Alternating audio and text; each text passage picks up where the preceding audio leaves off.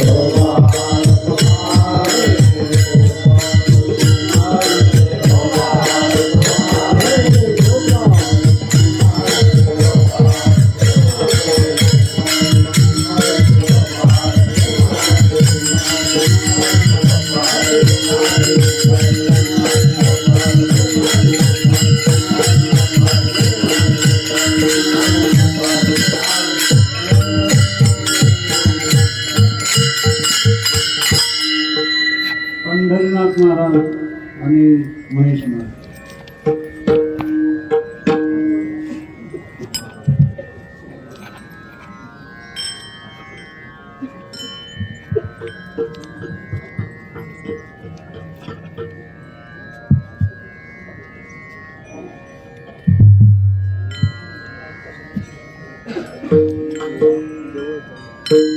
आता तुम्ही कृपावंत,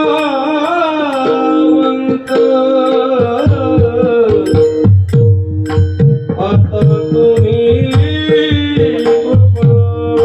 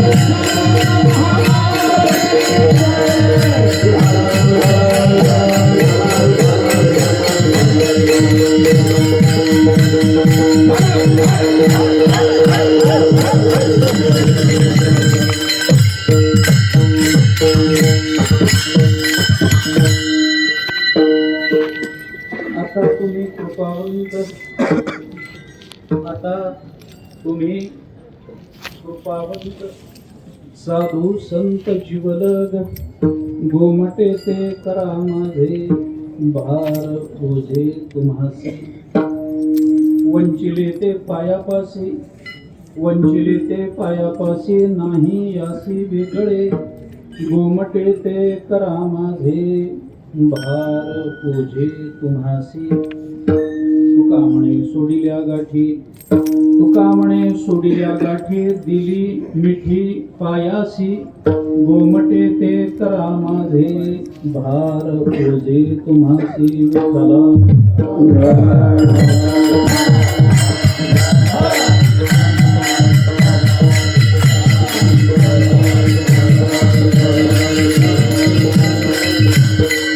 आता तुम्ही कृपावंत, साधू संत जीवलग, गोमटे ते करा माझे, भार ओझे तुम्हासी.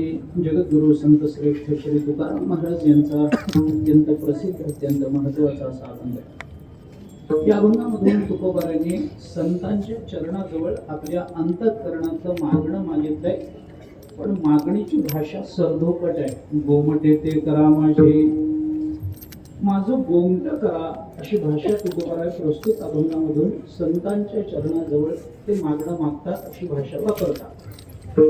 गोमट म्हणजे नेमकं काय करा या संबंधातला थोडासा विचार करायचा आहे. परंतु तुकोबाराय जी भाषा बोलून दाखवतात त्या भाषेच्या अनुषंगाने थोडासा विचार अभंगाच्या अनुबंधातून करायचा झाला तर हा विचार आपल्याला करता येतो की तुकोबारायांचं मागणं तसं 3च शब्दात आहे. गोमटे ते करा माझे, एवढंच आहे. माझं गोमट करा एवढंच तुकोबारायांचं मागणं आहे.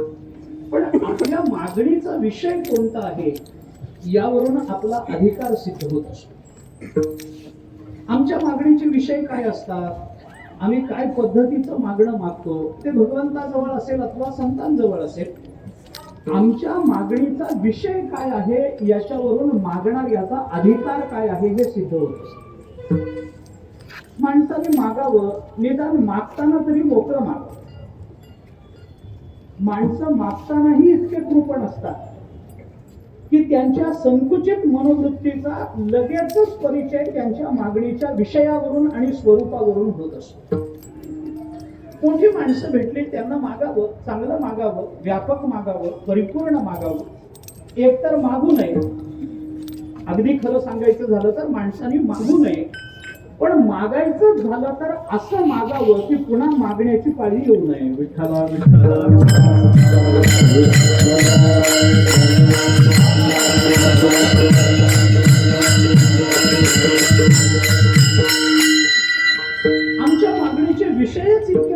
चिन्ह आहे.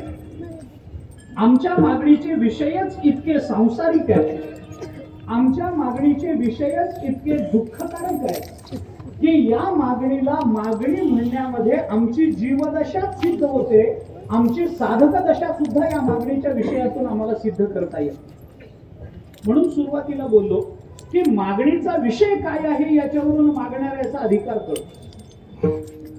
सामान्यत्वानं जर आपण विचार केला तर आपल्या लक्षात येईल की मनुष्य हा प्रायः दुःखी, कारण तो जीव आहे. आणि जीव असल्यामुळे त्याच्या वाट्याला दुःख येणार. ते दुःख कोणत्या स्वरूपाचं असेल, ते आध्यात्मिक आहे का अधिभौतिक आहे का अधिदैविक आहे याची फारशी चिकित्सा करण्याचं आपल्याला कारण नाहीये. परंतु जे दुःख माणसाच्या वाट्याला येतं त्या दुःखातून त्याला बाहेर पडण्याची एक उर्मी, बाहेर पडण्याची प्रबळ इच्छा त्या त्या काळामध्ये त्याच्या अंतःकरणामध्ये निर्माण होत असते. परंतु थोडंसं अजून बारकाईनं विचार केला तर आपल्या हे लक्षात येईल की नियम म्हणूनही आपण लक्षात घेऊ शकता की ज्या वेळेला माणसाला जे दुःख होतं ते दुःख त्या वेळेला त्याच्या जीवनातलं सर्वोच्च दुःख असतं. आणि ज्या वेळेला माणसाचं ते दुःख त्याच्या जीवनातून निवृत्त होतं त्या वेळेला तो क्षण माणसाच्या जीवनातल्या सर्वोच्च आनंदाचा क्षण. मी थोडस पुढे जाणार आहे. मला काय सांगायचं याची कल्पना कदाचित आपल्याला आली असेल तर स्पष्ट बोलतो. ऐका, आपल्या जीवनामध्ये ज्या वेळेला जे दुःख निर्माण होतं त्या वेळेला त्या दुःखापेक्षा मोठं दुःख आपल्याला जीवनामध्ये नाहीये. उदाहरण पुष्कळ देता येतील. जे दुःख विचार करा, एखादा डॉक्टर आहे, जनरल फिजिशियन, गावामध्ये कुठं त्याचा व्यवसाय चालू आहे, त्याची प्रॅक्टिस चालू आहे. त्याच्याकडे 4 रोगी गेले. एकाचं डोकं दुखतंय, एकाचं पोट दुखतंय, एकाचा दात दुखतो, एकाचा कान दुखतो. आता साधारण एवढंच आठवलंय मला. एवढं साधारण दुखतं. 4 माणसाला 4 त्रास आहे. एकाचं डोकं दुखतं, एकाचं पोट दुखतं, एकाचा दात दुखतं, एकाचा कान दुखतो. गेले चौघे डॉक्टरच्या तिथं जाऊन बसले. डॉक्टरांना यायला काहीतरी वेळ असेल, काही असेल, आणि या चौघांची आपापसात चर्चा सुरू झाली. ज्याचा दात दुखत होता तो म्हणतो काही दुखावं पण दात दुखू नये. काही दुखावं, काही दुःख व्हावं पण दात दुखीचं दुःख फार अवघड, फार अवघड, फार त्रास होतो, फार ठणक बसते, कशात चित्त लागत नाही, काही खाता येत नाही, काही पाणी वगैरे पिता येत नाही, काही फार त्रास होतो, काही करता येत नाही, दिवसभर अस्वस्थता राहते, काही व्हावं पण दात दुखून. ज्याचं डोकं दुखत असताना तो म्हणतो दात दुखलेला बरा. तो म्हणतो दात दुखलेला बरा, दुसऱ्यावर ठेवला की दुखतो. काय दात दुखलेला बरा पण माणसाचं डोकं दुखू नये, डोकं दुखू नये. फार अवघड, फार अवघड. काही करता येत नाही, काही वाचायचं म्हणलं तर नको वाटतं, काही पाहायचं म्हणलं तर नको वाटतं, कुठं जायचं म्हटलं तर नको वाटतं. दिवसभर डोक्यामध्ये माथ्यामध्ये ठणक असते. औषध घेतलं तरी, काही लावलं त्याच्यावर, काही मलम वगैरे लावलं, बाम वगैरे लावला तरी त्या वेळेला पुरतं बरं वाटतं, पण आतून मात्र ती ठणक गेलेली नसते. फार त्रास होतो. दात दुखलेला परवडतो पण माणसाचं डोकं दुखू नये. ज्याचा कान दुखतो ना तो म्हणतो डोकं दुखलेलं बरं, निदान या निमित्तानं आहे हे तरी कळतं. डोकं दुखलेलं परवडतं बाबा, हे एवढं तरी कळतं, काहीतरी करता येईल, फडकं बांधता येईल, त्याला काहीतरी करता येईल. पण कान दुखला की फार त्रास हो. एक तर नाजूक असतं डोकं, तेवढं नाजूक नाही, कान फार नाजूक. काही झालं, काही आपण काढायचा प्रयत्न केला, आपला पडदा फाटला, आयुष्यभराचं बहिरे पण आपल्या पदरात पडलं. काही करता येत नाही, किती जरी वरून उपाय करण्याचा प्रयत्न केला तरी कळत नाही. पण आज काय झालंय हे आम्हाला कळायला मार्ग नाही. ज्याचं पोट दुखत ना तो म्हणतो बाकी सगळं दुखलेलं बरं, पण पोट दुखू नये माणसाचं. फार त्रास होतो. एक तर माणसाचा विश्वास बसत, पोट दुखण्यावर. नाही, त्याचं कारण काय, सगळं बालपण या एका कारणाने शाळा बुडवण्यात गेलं. त्यामुळे पटकन कुणाचा याच्यावर विश्वास बसत नाही. पोट दुखतंय, तुम्ही बघा, एखाद्या वेळेला जायचं नसेल ना तर मावशी मेली, मामा मेला, हे परवडतं. पण पोट दुखतंय म्हणून येत नाही कीर्तनाला, विश्वास बसत नाही. मामा मावशीचा देहांत येतो, परवडतो, काहीतरी सांगता तर येत. पण पोट दुखतं म्हणून कीर्तनाला येत नाही. सांगून बघा बरं, कोणाचा विश्वास बसतो? महाराज, आम्हाला माहिती येतो, तुम्ही इथं या, आम्ही पोट बीट सगळं दुरुस्त करतो, काही खाल्लं नाही तुम्ही म्हणून पोट दुखतंय, या इकडं. आणि तो म्हणतात विश्वास बसत नाही. आणि दुखणं तर इतकं आतून असतं की त्याच्याने ते सहनही करता येत नाही. आता 4 रोग्यांचे 4 रोग आहेत, पण प्रत्येकाला असं वाटतं की आपल्या एवढं मोठं दुःख या जगात दुसऱ्याला कोणाला नाही. पण हे सगळं होत असताना ज्या वेळेला ते डॉक्टर येतात, काही औषध देतात, आणि औषध दिल्यानंतर पोट दुखी जेव्हा थांबते तेव्हा त्याला असं विचारा की या जगतातलं सर्वोच्च सुख कोणतं आहे? काय ना, पोट दुखणं थांबलं पाहिजे, बस एवढं सर्वोच्च सुख. दात दुखणारा म्हणतो दात दुखी थांबली पाहिजे, डोकं दुखणारा वगैरे वगैरे वगैरे. आता ते सगळं सांगत बसावं असं नाही, लावून घ्या आपण. हे सगळं त्या त्या वेळेला निर्माण झालेलं जे जे दुःख माणूस भोगत असतो त्याच्या प्रतीला येत असतं. त्या त्या वेळेला ते दुःख जगताच्या दृष्टीनं कितीही क्षुल्लक असलं तरी त्या त्या वेळेला त्या दुःखी जीवाला ते दुःख जगतातलं सर्वोच्च दुःख वाटत असतं. आणि त्या वेळेला त्या दुःखाची निवृत्ती ही माणसाला आपल्या जीवनातला सर्वोच्च आनंद वाटत असते. म्हणून आम्ही जेव्हा संतांकडे किंवा परमात्म्याकडे मागणी करतो तेव्हा आमची मागणी ही नेहमी दुःख निवृत्तीची असते. आणि दुःख निवृत्तीची मागणी आम्ही करतो म्हणूनच आमची जीवदशा संपत नसते.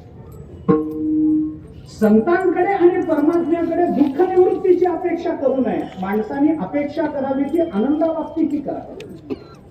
दुःख काय? अरे वेदांताच्या दृष्टीने दुःख तर दुःखाला तर आश्रयच नाही. आत्मा हा दुःखाचा आश्रय असू शकत नाही, देह हा दुःखाचा आश्रय असू शकत नाही. देह जड आहे म्हणून देह दुःखाचा आश्रय नाही, आत्मा आनंद रूप आहे म्हणून आत्मा दुःखाचा आश्रय नाही. आम्ही दुःखाला आश्रयच मानायला तयार. दुःख आहे की नाही हा आमच्या समोर विकल्पच नाही आहे. आमच्या समोर विकल्प आहे असलेला आनंद मिळतो की नाही हा विकल्प. दुःख भोगावं की नाही हा विकल्प जीवासमोर कधीही नव्हता. आपण विचार करा वेदांताच्या दृष्टीने. ज्ञान सोडून अज्ञानाला अस्तित्व वेदांत मानत नाही. आनंदाला सुखाला सोडून दुःखाचं अस्तित्व वेदांत मानत नाही. विचार करा, शाश्वतता सोडून नश्वरत्वाला वेदांत स्थान देत नाही. वेदांत म्हणतो एक परब्रह्म जर असेल, आपण नेहमी अजातवादाचा सिद्धांत सांगतो, त्याच्यामध्ये कुठे काय आहे मला सांग. काय? न निरोधो न च उत्पत्ती, न बद्धो न च साधकः, न मुमुक्षु न वै मुक्त इत्येषा परमार्थता. गौडपादाचार्याने आपल्याला कारिकेमध्ये मांडुक्य उपनिषदावरच्या अजातवादाचा सिद्धांत सांगितला. काय? न निरोधो न च उत्पत्ती. या जगतामध्ये काही हे जगत वगैरे काही उत्पन्नही होत नाही आणि त्याचा निरोधही होत नाही.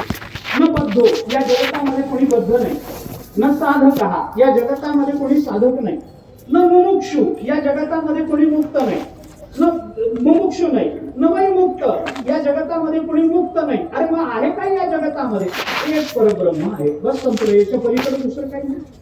मग एकच परब्रह्म जर जगतामध्ये आहे तर याला स्वीकारावं का नाही हा विकल्प नाही आहे. आमच्या समोर दुर्दैवानं विकल्प आहे की ज्याचं अस्तित्व वेदांताने मानलेलं नाही त्याला आपण स्वीकारायचं की नाही हा विकल्प मनुष्य डोळ्यासमोर ठेवतो. आणि नसलेल्याचा विकल्प निर्माण झाला की नसलेल्याच्या विकल्पाची मागणी अंतःकरणामध्ये धारण करणं, याच्यातच माणसाची जीवदशा आपोआप सिद्ध होऊन जाते.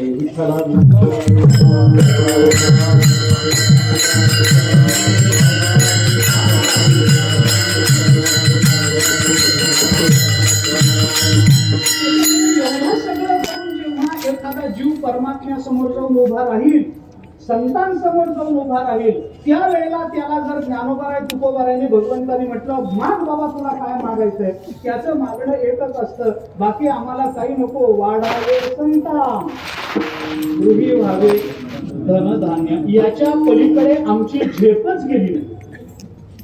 याच्या पलीकडे आमची झेपच गेली नाही. आम्हाला वाटतं हेच आमच्या जीवनामध्ये असावं, हेच आमच्या जीवनामध्ये मिळत राहावं. याच्या व्यतिरिक्त आमच्या जीवनाच्या धन्यतेचे विषय असूच शकत नाही, दुसरे विषय असूच शकत नाही. आम्हाला वाटतं एवढंच मिळालं, दुसरं आम्हाला काही नको.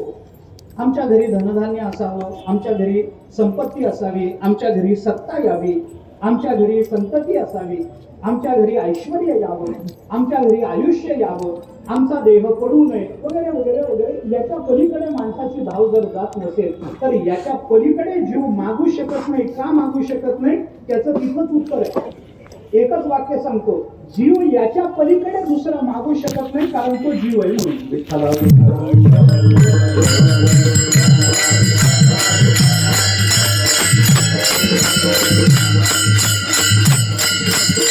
म्हणून तुकोबारांनी आपल्या जीवाच्या अंतःकरणातली अपेक्षा ही बोलून दाखवली. यावे खावे बरे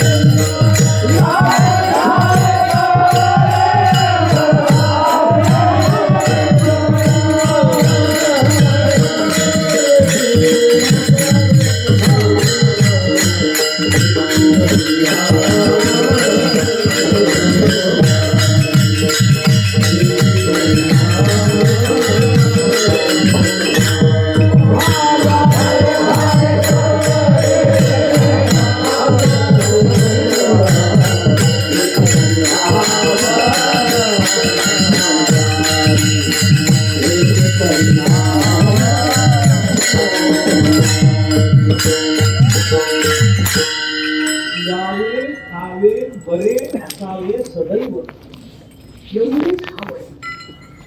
संसारी जीवांना याच्या पलीकडे दुसरी अपेक्षा नाही. चांगलं दादाला वस्त्र प्राप्त व्हावं, नेसायला, आणि पोटाला कुठे मिळालं तर संपलं. तर पोटाला बरी ही हाव कोणाची आहे, तर ही हाव कोण करतं, तर संसारी. संसारिकांनाच ही हाव आहे. ल्यावे ही हाव संसारिकांची नाही आहे, खावे ही हाव संसारिकांची नाही आहे. कारण ल्यावे आणि खावे याची अपेक्षा जशी संसारात आहे तशी परमार्थात आहे. परमार्थात यावं लागत नाही का? संसारामध्ये आम्हाला जसं काही वस्त्र लागतं तसं परमार्थामध्ये वस्त्र लागत नाही का? दिगंबर जैन व्हायचंय लागत नाही असं नाही, लागतं. वस्त्र लागतं, कुणाला लागत नाही, आपल्याला सगळ्यांना लागतं. आता काय सांगू ते जाऊ, धुतलेलं असावं, स्वच्छ असावं, शक्य असेल तर इस्त्री केलेलं असावं, स्वच्छ राहावं, कीर्तनाला उभा राहिलं, फेटा बेटा व्यवस्थित बात. क्षमा मागून बोलतो आता, काय मला आवडत नाही, पण मोठी मंडळी सगळी समोर आहे. फाटके कपडे घालून कीर्तनात जाणं हे वैराग्याचं लक्षण कधीच नव्हतं आणि कधीच नसणार. स्वच्छ राहावं, चांगलं राहावं, मिळत नाही असं नाही हो. बोलू का, आपल्याला जेवढं मिळतं तेवढं कुणाला मिळतं कमी आहे का? देवानी कमी केलाय का? स्वच्छ कपडे घालावे, स्वच्छ राहावं, चार लोक आपल्याला बघतात, आपलं कीर्तन ऐकतात, व्यवस्थित फेटा बांधावा, व्यवस्थित टाकावं. हा, अगदी धोत्राचा काठण उपरण्याचा काठ एकटाच असला पाहिजे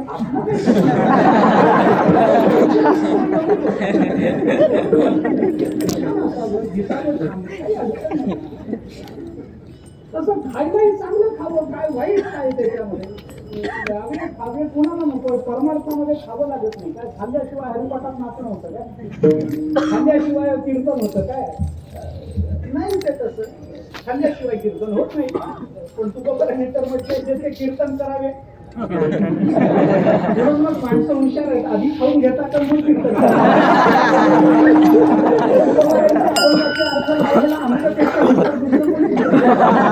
तुकोबारांना सुद्धा असं वाटलं नसेल की आपल्या अभंगाचा असा अर्थ हे विद्वान करतात. खाण्याबद्दल काही नाही, व्यवस्थित आहार आपला चांगला असावा, युक्त आहार विहार अनेक इंद्रियाचा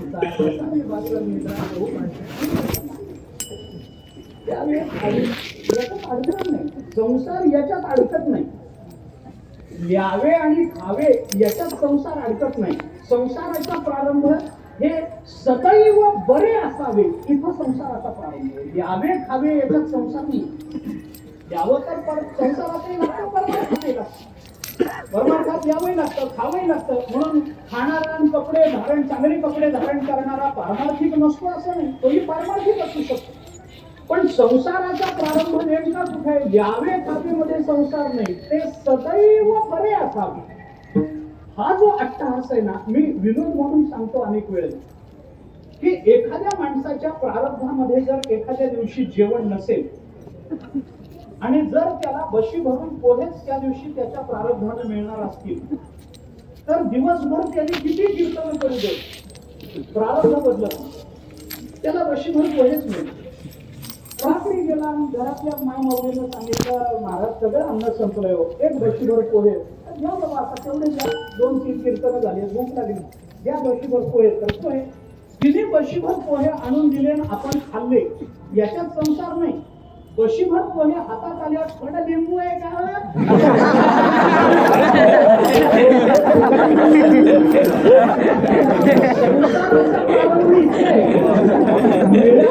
आपल्या प्रारंभात आहे म्हणून सेवन करणं, याच्यात संसार नाही. प्रारंभ आहे ते आमच्या परमात्म्याने आमच्या संसाराचा प्रारंभाच्या मित्रात आहे. आमच्या संसाराचा प्रारंभ लोणच्याच्या फोडीत आहे. आमचा आता हे काय कीर्तनच सांगायच्या गोळ्या जो म्हणतो काय सांगू तुला. म्हणून सामान्य मनुष्य जेव्हा संतांसमोर उभा राहतो तेव्हा त्याच्या अपेक्षा सांसारिक मर्यादा ओलांडून जात नाही. पण तुकोबारांनी मात्र संतांजवळ मागत असताना जे मागणं मागितलंय त्या मागणीच्या विषयावरून तुकोबारांचा अधिकार कळतो. तुकोबारा म्हणतात, आम्हाला दुसरं तिसरं काही नको देवा, काही नको महाराज, आम्हाला काय पाहिजे, आम्हाला फक्त आमचं गोमटं करा, एवढंच आमचं म्हणणं. बरं, हे गोमटं करा हा शब्द जो तुकोबारांनी वापरला ना, या गोमटेपणामध्ये काय अपेक्षित आहे, काय अनुस्यूत आहे? गोमटा ही संकल्पना नेमकी कशाच्या संदर्भात वापरायची? तुम्हाला सांसारिक गोमटे पण पाहिजे का, तुम्हाला पारमार्थिक गोमटे पण पाहिजे का, तुम्हाला आणखीन काय संपत्तीत पाहिजे का, सत्ता? काय गोमटा करा म्हणजे नेमकं काय करा? ही संदिग्धता अबाधित आहे. ही संदिग्धता तशीच राहते. माझं गोमटं करा, पण गोमटं करा म्हणणारे प्रापंचिकही असतात. म्हणून तुकोबारांनी काय केलंय, या अभंगाची रचना करत असताना माझं गोमटं करा एवढे 3च शब्द, गोमटे ते करा माझे, बस एवढंच तुकोबारांनी मागितलंय. पण हे मागणं पारमार्थिक आहे हे कळावं याच्याकरता तुकोबारांनी आपण दाखवलेल्या कर्तृत्वाच्या संबंधानं 2.5 चरण घातले. आणि एवढं कर्तृत्व सिद्ध झाल्यानंतर आपल्याला ते मागणं मिळावं याच्याकरता तुकाराम महाराजांनी 1 चरण ठरवलं. मी अभंगाची फक्त एक अभंगाचा अनुबंध फक्त आपल्यासमोर ठेवतो. अभंग प्रसिद्ध आहे, आपण आपल्याला रोजचा अभंग आहे, रोजच्या आपल्या पाठातला अभंग आहे, परंतु रोजच सकाळी आपण म्हणतो. परंतु याचा अनुबंध काय, आकृतीबंध काय? तर चरणाचरणामध्ये असणाऱ्या अनुबंधाने अर्थसिद्धी करणं हा जसा अभंग सोडवण्याचा एक प्रकार असतो ना, तसा अभंगाचा आकृतीबंध मांडणं आणि आकृतीबंधातला प्राण बाजूला काढणं हाही कीर्तन करण्यामध्ये अभंग सोडवण्याचा एक प्रकार असतो. अभंगाचा आकृतीबंध काय आहे? 1 चरण वर्णनाचं आहे, 1 अर्ध चरण मागणीचं आहे आणि उरलेले 2.5 चरण ही आमची मागणी पारमार्थिक आहे हे कळावं याच्याकरता आमचं काय कर्तृत्व आम्ही सिद्ध केलं या संबंधामध्ये 2.5 चरण तुकोबारांनी खर्च केले. विठ्ठला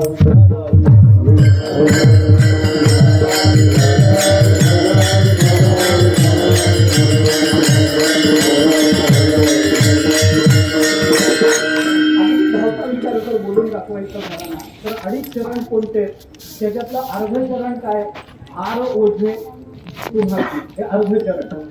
तर आम्ही काय कर्तृत्व गाजवलं, तर आम्ही आमचा भार, आमचं ओझं आम्ही तुमच्या चरणावर घालून टाकलंय, तर संपलं. आणखीन काय केलंय, वंचिलेचे पायापाशी नाही अशी वेगळं. आम्ही आता वंचना ठेवलीच नाही, सगळं तुमच्या चरणाजवळ झालंय, आता आम्हाला काही राहिलेलं नाही. आणि तुका म्हणे शोभिल्या गाठी दिली मिठी पायाची, या अडीच चरणामध्ये वापरलेली सगळी क्रियापद भूतकालवाचक आहे. कोमटे ते करा हे भविष्यकाल वाचक आहे. आणि आता तुम्ही कृपावंत साधू संत जीवलग आहात हे वर्तमान काल आहे. वर्तमानाचं एक चरण, भविष्याचं अर्धा चरण आणि भूतकालाची अडीच चरण आहे. याच्यातल्या भूतकालाच्या अडीच चरणामध्ये तुकाराम महाराजांनी आपलं कर्तृत्व सिद्ध केलंय. आम्ही काय काय केलंय हे तुकोबारांनी सांगितलंय. आणि जे केलंय म्हणून सांगितलंय त्याचा जर आपण सूत्र रूपाने विचार केला तर हे केलेलं जे आहे ते प्रापंचिक नाही हे आपल्याला कळू शकतं. आणि हे प्रापंचिक आम्ही केलेलं नाही म्हणून आम्हाला जे कोणते पण अपेक्षित आहे तेही प्रापंचिक आहे असं तुकोबाराय म्हणत नाही. आणि याच्याकरता जर आम्हाला तुम्हाला ते द्यायचं असेल आणि भविष्यात जर आमचं गोमटं व्हायचं असेल तर आता आम्ही काय केलं पाहिजे याचा विचार केला. महाभारतामध्ये एक वचन आहे, शोक काले शुच मात्वम हर्ष कालेच मारुष अतीत अनागतम हित्वा प्रत्युत्पन्नेन वर्तय. तुम्ही अतीत आणि अनागत हित्वा याचा त्याग करा. भूत आणि भविष्याचं फारसं चिंतन करू नका. प्रत्युत्पन्नेन वर्तय, वर्तमानात राहायला शिका. हे आज निघालंय, लोक सांगतात वर्तमानात जगा. अरे हे तेव्हाच होतं, हे वर्तमानात जगा हे आजचं नाही आहे. कारण वर्तमान हा काळ असा आहे जो भूतकाल आणि भविष्यकाल यांचं सूत्र रूपानं गठबंधन करत, यांना सूत्र रूपानं बांधत असतो वर्तमान काळ. वर्तमानानं आपलं भूत सुधारत नाही हे जरी खरं असलं तरी वर्तमान आणि भूतकालाचा एक विवक्षित संबंध आहे. वर्तमानानं भविष्य घडतं हे जरी खरं असलं तरी त्याचा एक विवक्षित संबंध आहे जो वर्तमान काल, भूतकाल आणि भविष्यकालाला एकत्रित आणून बांधत असतो.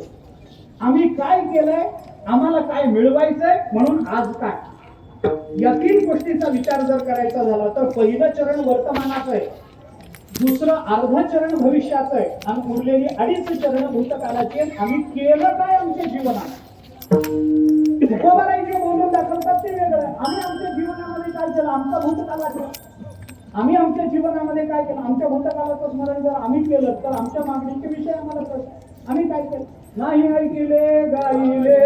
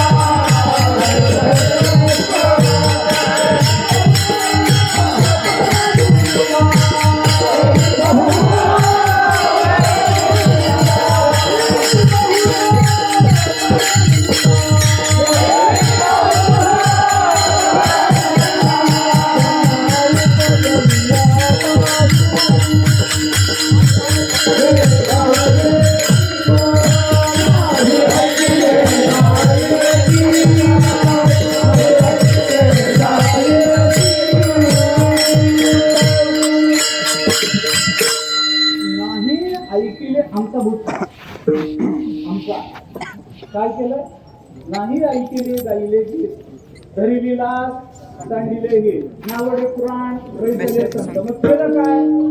केली बहुत परनिंदा. आमचा भूतकाळ जर परनिंदेत गेला असेल तर आमचा वर्तमान काळ हा चांगला असू शकत नाही. आमच्या वर्तमानात जर काही चांगलं होत असेल तर त्याचं भविष्यही फारसं चांगलं असणार. तुकोबारायांनी ज्या 2.5 चरणामध्ये आपला कर्तृत्व संपन्न भूतकाळ बोलून दाखवला, त्याच्यामध्ये ज्या 3 गोष्टी तुकोबाराय बोलून दाखवतात, त्याच्यामध्ये तुकोबारायांनी आपली वृत्ती, पारमार्थिक वृत्ती त्याच्यातून प्रदर्शित केली. काय केलं? काय नाही. आम्ही तुमच्या चरणावर आमचा भार घातला, आमचं ओझे भार ओझे तुम्हासी एक, हे आम्ही केलं. मी एक वाक्य फक्त सांगत जातो. आम्ही तुमच्यावर आमचा भार, आमचं ओझं घातलं. आता भार आणि ओझ्यामध्ये काय फरक करायचा आता आपल्याजवळ तो वेळ नाही, ते सांगण्यात तात्पर्य नाही, फार तपशिलात जाण्याचं कारणही नाही. भार आणि ओझं आम्ही तुमच्या चरणावर घातलंय. तुमच्या चरणावर भार ओझं घालणं, संतांच्या चरणावर, देवाच्या चरणावर भार ओझं घालणं, याच्याकरता एक समर्पण लागत असतं. कशाचा भार असतो? ओझं कशाचं आहे आपल्या जीवनामध्ये? अगदी संकोचानं बोलायचं झालं तर माणसाच्या जीवनामध्ये संसाराशिवाय दुसरं ओझं नाही. आणि संसाराचं ओझं असेल, संसाराचा भार असेल तर हा संसाराचा भार आणि हे ओझं आम्ही तुमच्या चरणावर घातलंय. हे आमचं कर्तृत्व आहे. कारण संसाराचा त्याग करण्याकरता एक समर्पित बुद्धी लागत असते. तुकोबारायांनी म्हटलंय आमच्या पूर्ण आयुष्यामध्ये आम्ही फक्त समर्पण केलंय. आणखीन काय केलंय? वंचिले ते पायापाशी नाही असे वेगळे. आम्ही इतके प्रामाणिक राहिलोय तुमच्याबद्दल आणि तुमच्याजवळ आमच्या प्रामाणिकपणाची इतक्या वेळेला आम्ही कबुली दिलेली आहे की आमच्या जीवनामध्ये जे जे घडलं, आमच्या जीवनामध्ये जे जे आम्ही मिळवलं, आमच्या जीवनामध्ये ज्या ज्या गोष्टींचा विचार आम्ही केला, त्या सगळ्याचं निवेदन आम्ही तुमच्या समोर देऊन टाकलंय. आता आम्हाला सांगण्यासारखं काही राहिलं नाही. हा प्रामाणिकपणा तुकोबारायांनी आपल्याला एका चरणात सांगितलं. अर्ध्या चरणात समर्पण आहे, एका चरणात प्रामाणिकपणा आहे. आणि शेवटी तुकोबाराय बोलतात, तुका म्हणे सोडिल्या गाठी दिली मिठी पायास. आम्ही आमच्या जीवनातल्या गाठी सोडून टाकलेल्या आहेत आणि आता तुमच्या पायाला मिठी दिलेली आहे. हे गाठी सोडणं हे प्रकरण सोपं नाही. आपण याचा बारकाईने विचार करा. गाठ बांधणं त्या मानाने सोपं असतं. काही नाही, पत्रिका जमली की भागतं. फार काही गाठ बांधायला करावं लागत नाही, पण गाठ सोडायला फार त्रास. आपल्याकडे वेदांतात फार विचार. ज्ञान मिळवणं आमच्याकडे अवघड नाहीये, अविद्येची निवृत्ती करण्याला फार परिचय. कारण आमच्याकडे ज्ञान संपादन करा, सत्कर्मानं अंतःकरण शुद्ध करून घ्या, उपासनेनं अमुक काही करा, अमुक करा. हे ज्ञान वगैरे ही जी साधनं आहेत ना, ही साधनं आम्हाला ज्ञान देत नाही. तो असं आहे. आपण ज्ञानेश्वरी वाचा ना, थोडी ज्ञानोबारायांनी केलेली चिंतनं बघा, तुकोबारायांनी केलेली चिंतनं बघा. ज्ञानानं काही आम्ही ब्रह्म होतो अशातला भागच नाही. ज्ञान आम्हाला ब्रह्म करूच शकत नाही, कारण हे मुळातच ब्रह्म आहे. त्याला ब्रह्म होण्याची गरज काय? कोणतं ज्ञान जगाच्या पाठीवर असेल जे आम्हाला ब्रह्म करेल? सांगा. काही करत नाही. ज्ञान ब्रह्म करतं वगैरे वगैरे हे सगळ्या कल्पना आहेत आमच्या. आम्ही आमच्या वेदांताच्या ग्रहणाकरता मानलेले विकल्प आहेत, गृहीतक आहेत की ज्ञानानं आम्ही ब्रह्म होतो, ज्ञानाने आम्हाला मोक्ष मिळतो, मोक्ष देईल ज्ञान. मोक्ष देईल ज्ञान. ज्ञान मोक्ष देईल, ज्ञान मोक्ष देऊ शकेल? ज्ञान मोक्ष देत नाही. मोक्ष स्वतः सिद्ध वेदांताला आपल्याला मिळवायचं नाहीये. मग ज्ञान काय करतं? मिळालेला मोक्ष ज्या कारणाने आम्हाला कळत नाही ना, त्या सगळ्या प्रतिबंधाला ज्ञान दूर करतं. ज्ञान मोक्ष सिद्ध करत नाही. ज्ञान नव्यानं आम्हाला मुक्त बनवत नाही. आम्ही मुक्तच आहोत, पण ज्या अविद्येमुळे आम्ही स्वतःला मुक्त समजत नाही, त्या अविद्येला दूर करण्याचं काम ज्ञान करतं. ज्ञान आम्हाला मोक्ष देत नाही, ज्ञान आम्हाला ब्रह्म करत नाही, कारण आम्ही ब्रह्म आहोत. आणि या दृष्टीने जर विचार केला तर गाठी सोडवण्याकरता फार प्रयत्न करावे लागतात. गाठ सहजासहजी सुटत नाही. त्याच्याकरता संतांकडे जा, त्याच्याकरता परमात्म्याकडे जा. त्याच्यामध्ये वेदांतामध्ये जर खाजवून खरुजच काढायची झाली तर हे सगळ्या चिदचित ग्रंथी, हे सगळं प्रकरण त्याच्यात. चित ग्रंथी, अचित ग्रंथी कसं करायचं, त्याच्यात या चित ग्रंथीमध्ये काही प्रकार करता येतात का, चित ग्रंथीमध्ये काही प्रकार करता येतात का, या गाठी नेमक्या कोणत्या मानायच्या, या गाठी कुठून कशा, उपनिषदाचा विचार केला तर अनेक गाठींचा विचार आपल्याला उपनिषदाने बोलून विद्यते हृदय ग्रंथी विद्यन्ते सर्व संशय क्षीयन्ते चास्ते कर्माणि तस्मिन् दृष्टे परावर्तित आपल्याला संतांनी याच्या संबंधाने ज्या भूमिका बोलून दाखवल्या ते बघा ना. संदेहाची सुटली गाठी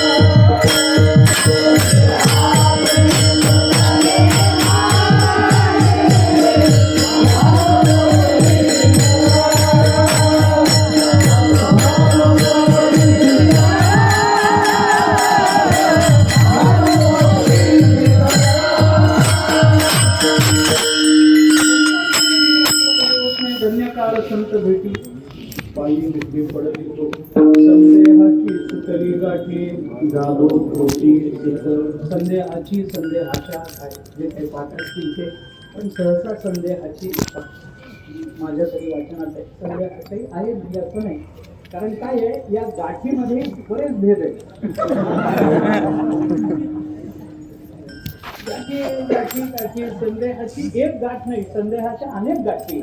आपण जर वेदांताचं चिंतन केलं तर संदेहाच्या किती गाठी आपण थोडं वृत्ती प्रभाकरामध्ये विषय येऊन गेला. 6व्या प्रकाशामध्ये वृत्ती प्रभाकराच्या हा विषय येऊन गेला की संदेह किती प्रकारचे, प्रमाज्ञान ब्रह्मज्ञानाचे प्रकार करत असताना पुन्हा त्याचे 2 प्रकार वगैरे वगैरे हे सगळे द्विकोटिक संशय, चतुष्कोटिक संशय प्रकारच आहेत. त्याच्यामध्ये पुन्हा फरकच करायचा झाला तर एक आत्मगत संशय, अनात्मगत संशय त्याचे प्रकार बरेच आहेत. ब्रह्मज्ञानाचे प्रकार बरेच आहेत. आता हे काय सांगत होतं आपल्याला, संशय रूप भ्रम वेगळा असतो, निश्चय रूप भ्रम वेगळा. संशय रूप भ्रम वेगळा, निश्चय रूप भ्रम वेगळा. निश्चय रूप भ्रमामध्ये संशयामध्ये 2 प्रकार होतात. व्यावहारिक पदार्थावच्छिन्न चैतन्याचा विवर्त आणि प्रातिभाषिक पदार्थावच्छिन्न चैतन्याचा विवर्त. त्याच्यामध्ये संशय रूप भ्रमाचे 2 प्रकार होतात. पुन्हा आत्मगत संशय आणि अनात्मगत संशय. त्याच्यातल्या आत्मगत संशयाचे पुन्हा 3 प्रकार होतात. वृत्ती प्रभाकरात मी चुकत नाही ना,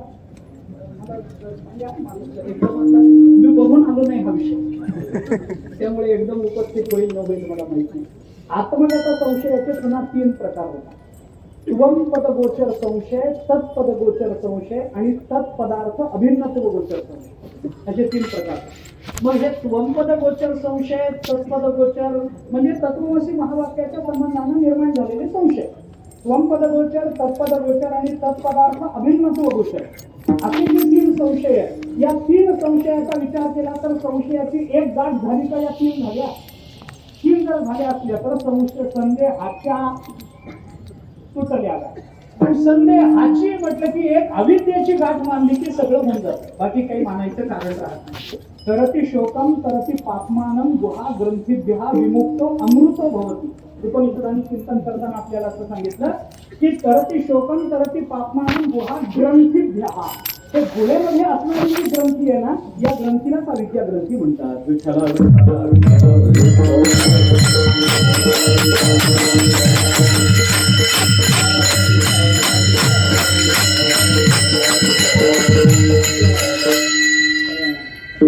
कठोपनिषदामध्ये ते नचिकेत्याचा आणि यमाचा जो संवाद आहे की नाही, त्या संवादामध्ये त्या नचिकेताने विचारल्यावरून यमधर्माने त्यांना जो उपदेश केला ना, तिथं एका गाठीचा विचार, यदा सर्वे प्रभिद्यन्ते हृदयस्थ इह ग्रंथया अथमर्त्य अमृत भवती एतावधी अनुशासनम.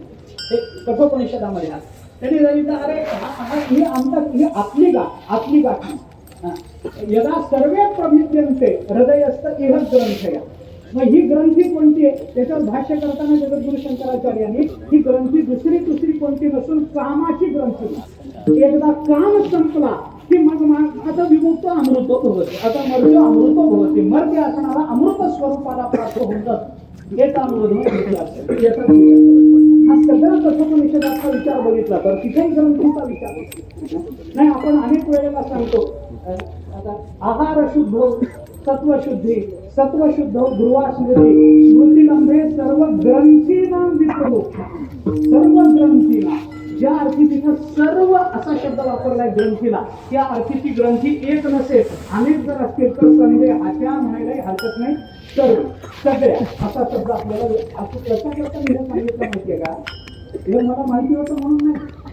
हे कशा करता सांगितलं, हे तुका म्हणे सोडिल्या गाठी एक नाही अनेक गाठी सोडल्या असतील. तुकोबाराय जर म्हणतात की मी अनेक गाठी सोडलेल्या आहेत आणि सगळ्या गाठी मी परास्त करून निवृत्त करून तुमच्या चरणाला मिठी मारलेली असेल तर हा माझा अधिकार आहे, हे माझं कर्तृत्व आहे. माझ्या भूतकालामध्ये मी माझ्या ग्रंथींचा मोक्ष केलेला आहे, माझ्या ग्रंथींची मी निवृत्ती केलेली आहे आणि तुमच्या पायाला मी मिठी दिली. म्हणजे काय झालं, मी तुमच्यावर माझं भार ओझं घातलं, हे समर्पण माझ्या ठिकाणी होतं. मी प्रामाणिकपणानं तुमच्या जवळ जे काही आहे ते सांगितलंय. आता माझ्याजवळ तुम्हाला सांगण्यासारखं काही राहिलेलं नाही आणि माझ्या अंतःकरणातल्या सर्व गाठी निवृत्त झालेल्या आहेत. याचा अर्थ मला परब्रह्म स्वरूपाची प्राप्ती झालेली आहे. पण मला परब्रह्म स्वरूपाची प्राप्ती होऊनही जर मी तुमच्या पायी पुन्हा कशा करता मिठी जर घालत असेल तर ज्ञानानंतर ज्याच्या करता मिठी घालावी लागते त्याला गोमचं असं म्हणतात.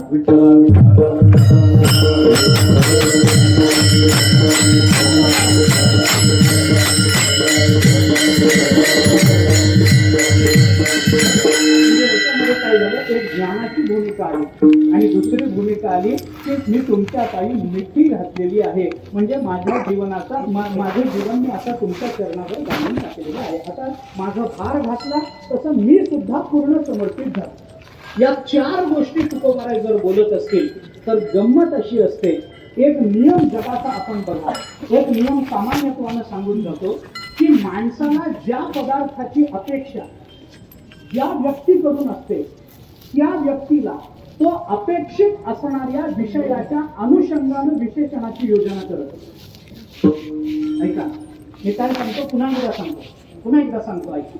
माणसाला एखाद्या व्यक्तीकडून काही मागायचंय तर आपल्या मागणीच्या विषयाला अनुसरून तो ज्याच्याकडून मिळवायचा आहे त्याला दिल्या जाणाऱ्या विशेषणांची योजना करत असतो.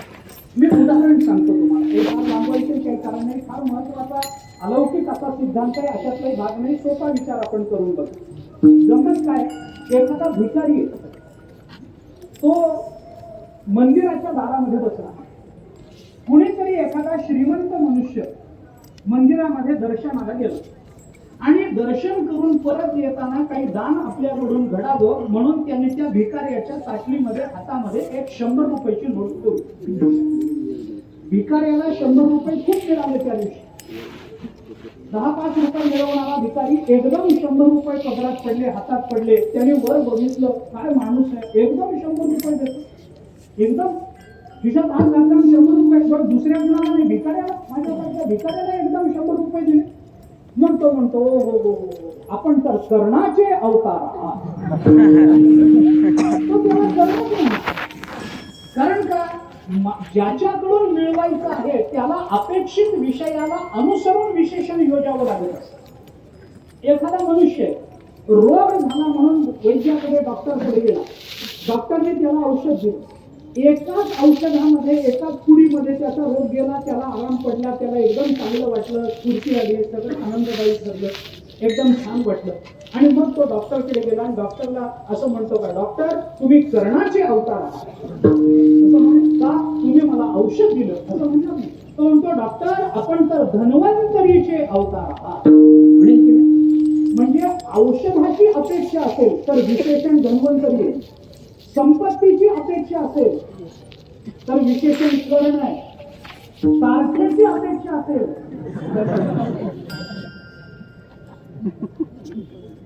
तर वेदांताचार्य असेल तर मग कशी विचार महाराज तुमच्यासारखा माणूसच नाही हो महाराज. खरं की नाही? का होतं असं? अपेक्षित विषयाच्या अनुषंगानं विशेषणाची योजना करणं हा सामान्य स्वभाव आहे माणसाचा. आणि तुकोबारायांना जर एवढं आपलं कर्तृत्व सगळ्यांसमोर मांडायचं असेल तर त्याकरता तुकोबारायांनी योजलेली विशेषणे कशीच असतील की नाही. तुकोबारायांना जर काय मिळवायचं आहे, अरे गाठी तुटल्यानंतर तुकोबारायांना काही मिळवायचं असेल, ब्रह्मज्ञानानंतर तुकोबारायांना काही मिळवायचं असेल तर मिळवला जाणारा पदार्थ हा सामान्य नाही, तो ब्रह्मज्ञानापर्यंत जाऊन थांबणारा नाहीये. गाठी सुटल्यानंतरही जर पायी मिठी पडत असेल तर ती पायी मिठी ज्या कारणाने पडली त्या कारणाला अनुसरून विशेषण येणार की नाही. तुकोबारायांचा प्रामाणिकपणा जर सिद्ध झाला असेल तर त्याला अनुसरून विशेषण येणार की नाही. तुकोबारायांचं समर्पण जर सिद्ध झालेलं असेल तर त्याला अनुसरून विशेषण येणार की नाही. म्हणून तुकोबारायांनी या 2.5 चरणामध्ये ज्या 4 स्वतःच्या स्वभावाचा परिचय करून दिला त्या स्वभावाला अनुसरून जर गोमटेपण तुकोबारायांना अपेक्षित आहे तर ते गोमटेपण आपल्याला देणाऱ्या संतांना तुकोबारायांनी 4 विशेषणांची योजना करून सांगितलं. तुम्ही साधे नाही, तुम्ही कृपावंत आहात, तुम्ही साधू आहात, तुम्ही संत आहात आणि तुम्ही जीवलग आहात. अभंगाच्या पहिल्या चरणात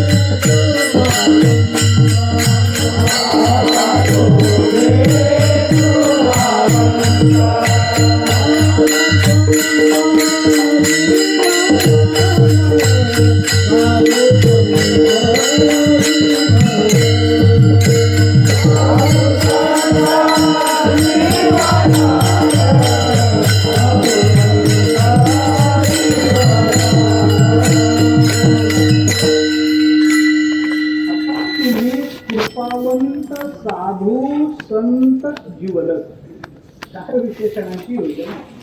आता ते सगळं जशाला तसं लावून देणं माझं काम नाही. मला फक्त आकृतीबंध मांडायचा आहे. तुम्ही घरी जाऊन लावा की. कृपावंत कशासाठी असेल, साधू कशा करता असेल, संत कशा करता असेल. मुद्दा एवढाच आहे की ही 4ही विशेषण ज्यांना शोभतात ते आपल्या चरणामध्ये जोडून ते कृपावंत आहेत, ते साधू आहेत, ते संत आहेत, ते जीवलग आहेत. कारण या सगळ्या गोष्टीची अपेक्षा आपल्याला त्यांच्याकडून आहे. पुढे त्या संबंधाने बोलू आपण शेवटी परत. तुकोबाराय म्हणतात तुम्ही कृपावंत आहात, साधू आहात, संत आहात, जीवलग आहात. म्हणून आता तुम्ही हे आहातच, पण आता नाही आहात, हे पूर्वीपासून तुम्ही आहात. मग तुम्ही हे पूर्वीपासून असल्यामुळे आता गोमटेतेचा आता शब्द तिकडं नाहीये. आता शब्द गोमटेपणाकडे लावायचा. आता आमचं गोमटं करा. तुम्ही कृपावंत पहिल्यापासूनच आहात, तुम्ही साधू पहिल्यापासूनच आहात, तुम्ही संत पहिल्यापासूनच आहात, तुम्ही जीवलग पहिल्यापासूनच आहात. पण आम्हाला कळत नव्हतं.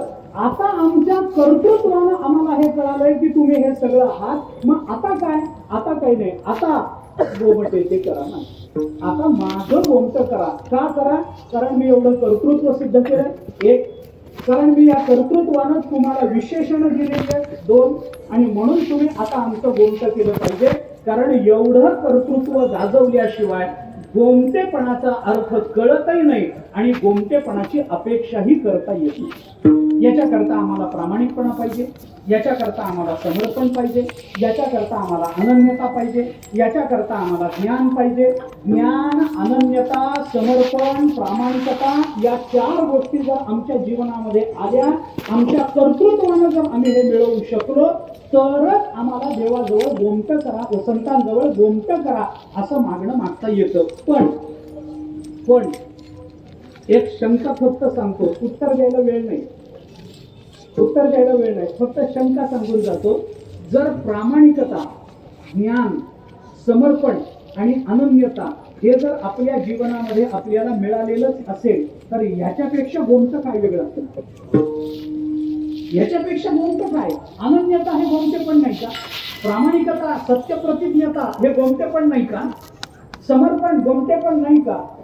ज्ञान गोमटं नाहीये का? ते ज्ञान पैगा बरवे म्हणणं काय, गोमटं म्हणणं काय, आता मला शब्दशः आपल्याला संदर्भ देता येणार नाही. तथापि जर आपण अर्थाने किंवा त्याचा भावाने विचार केला, आशय घनतेच्या दृष्टीने विचार केला, तर ज्ञान आहे की नाही? गोमटं आहे. समर्पण गोमटं आहे की नाही? आहे. अरे संतांनी आपलं सगळं समर्पण देवाच्या चरणावर किती अनन्यता व्यक्त केली. आम्हाला दुसरं काही नको, जरी हे आकाशावर पडत आहे ब्रह्मांड, अजून काय अनन्यता पाहिजे? किती अनन्यता असावी? सर्व संगे विचारला तो एकाला आवड असे, आम्हाला दुसरं काही लागत नाही. देवा अनन्यता सिद्ध करून दिली, समर्पण सिद्ध करून दिलं, अजून काय किती घालायचं देवाच्या चरणावर? तर तुका म्हणे घालू तयावरी वाहू हा संसार देवापायी. समर्पण आहे की नाही? म्हणजे सगळं जर तुम्ही केलेलं आहे, तर या व्यतिरिक्त गोमटं काय?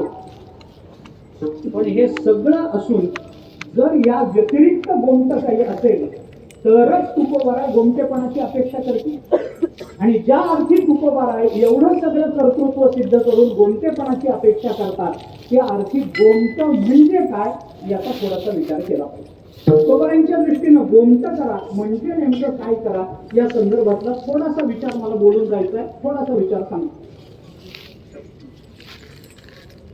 ब्रह्मसूत्र भाष्यामध्ये ऐका, ब्रह्मसूत्र भाष्यामध्ये समन्वयाध्याय, ब्रह्मसूत्र भाष्याची रचना जर आपण बघितली तर 4 अध्याय, प्रत्येक अध्यायाचे 4-4 पाद, आणि संप्रदाय विशेषांमधून प्रत्येक अध्याय पादामध्ये अधिकरणाची संख्या वेगवेगळी. संप्रदाय विशेषात आपल्याकडे आचार्यांच्या भाष्याने आपल्याला पुढे जायचंय. थोडासा विचार त्या संबंधानं मांडणी फक्त सांगणार आहे, बाकी काही नाही, आणि अभंगाकडे येणार आहे, तेवढाच विचार. ब्रह्मसूत्र भाष्याच्या समन्वयाध्यायाच्या 4 पादामध्ये आचार्यांनी जी मांडणी केली, ती मांडणी 3 पद्धती. एक विचार म्हणून सांगतो ऐका. काय होतं, श्रुतीचा विचार करताना आचार्यांनी 3 पद्धतीने त्याचा विचार केला. स्पष्ट ज्ञापक ज्या श्रुती असतात त्याचा विचार करण्याकरता कोणत्या पद्धतीने संगती लावली पाहिजे हा एक विचार. स्पष्ट ब्रह्मज्ञापक श्रुती, अस्पष्ट ब्रह्मज्ञापक श्रुतीचा संगती लावण्याकरता काय विचार केला पाहिजे हा एक विचार. आणि संशयग्रस्त किंवा संदिग्ध श्रुतीचा विचार करताना कोणती व्यवस्था केली पाहिजे याचा विचार 3ऱ्या आणि 4थ्या पादामध्ये आला. पहिल्या पादामध्ये स्पष्ट ब्रह्मज्ञापक श्रुतीचा विचार कसा करायचा हे शिकवलं. अस्पष्ट ब्रह्मज्ञापक श्रुतीचा विचार, श्रुती समूहाचा विचार कसा करायचा हे 2ऱ्या पादामध्ये शिकवलं.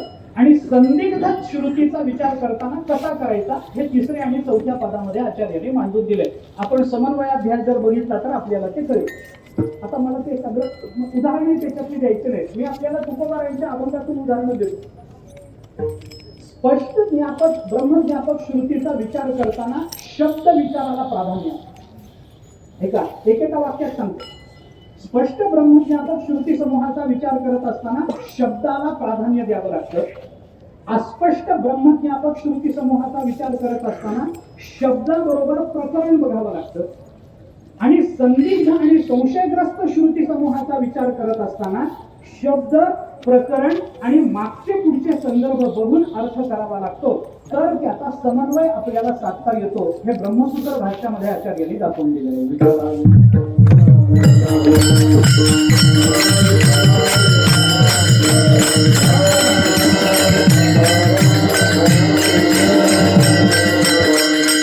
मागणीच्या संदर्भातून त्या परिप्रेक्षातून विचार करत असताना मी तुकोबारांच्या अभंगातून प्रमाण देतो. काही अभंगामध्ये तुकोबारांचं मागणं स्पष्ट आहे. तिथे शब्दाचा विचार करा. हेची दान देगा देवा तुझा विसर न व्हावा स्पष्ट आहे. याच्यामध्ये कुणालाच अडकायचं कारण नाही. हे सांगितलंय, मागितलंय, बस एवढं मला पाहिजे दे, बस मला दुसरं काही नको. देवा आता ऐसा